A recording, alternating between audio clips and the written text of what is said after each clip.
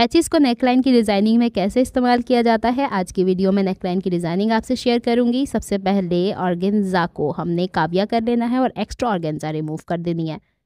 मैंने इसकी स्लिट के सेंटर वाले हिस्से से भी रिमूव कर दी थी।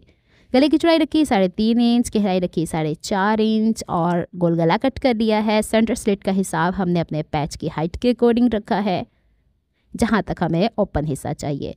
2 पट्टियाँ ली थी फैब्रिक की जो 3.5 इंच चौड़ी थी। लंबाई मैंने इसको अपनी स्लिट से ज़्यादा रखी है।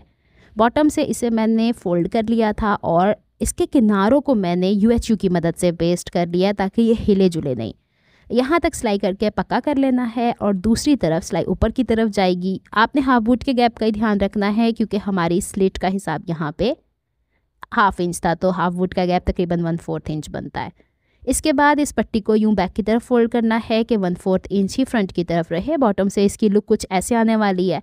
फ्रंट से देखिए जी नेकलाइन ऐसे है। बैक की तरफ जो एक्स्ट्रा मार्जिन है उसको हमने नीटनेस के लिए बैक की तरफ फोल्ड करना है।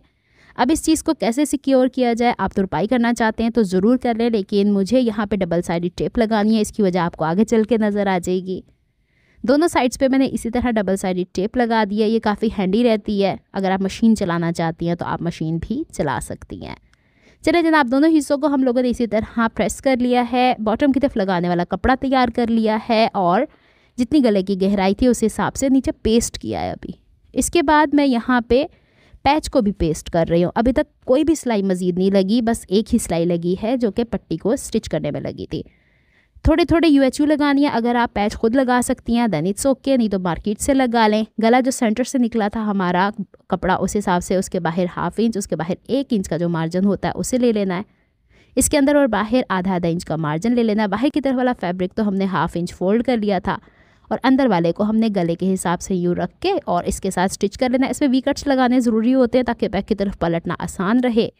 और जब हम इसे बैक की तरफ फोल्ड कर देंगे तो बड़ी ही खूबसूरती के साथ हमारे पास नेकलाइन कुछ यूँ आएगा। स्लिट की दोनों साइड एक जैसी हाइट पे आनी चाहिए। आप चाहें तो इस पर बटन्स लगा लें। इसी तरह की मज़ीद इन्फॉर्मेशन के लिए आप हमें फॉलो कर सकते हैं। नेक्स्ट वीडियो तक के लिए अल्लाह हाफिज़।